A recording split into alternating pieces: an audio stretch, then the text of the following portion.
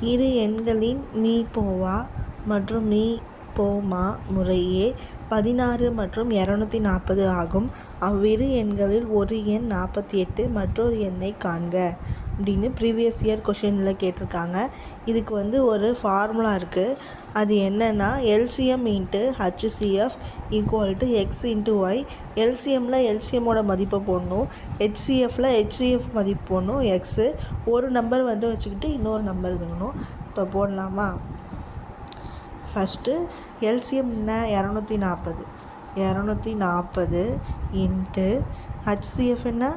16 equal to ஒரு number என்ன? 48.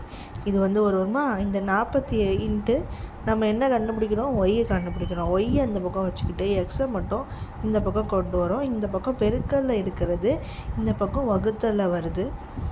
48 ஒரு 24 2 24 48 ஒரு 2 8 2 16. ஓகேவா? அப்போ 10 இன்ட்டு 8 80 விடை. மற்றொரு எண் என்ன? 80. ஓகேவா?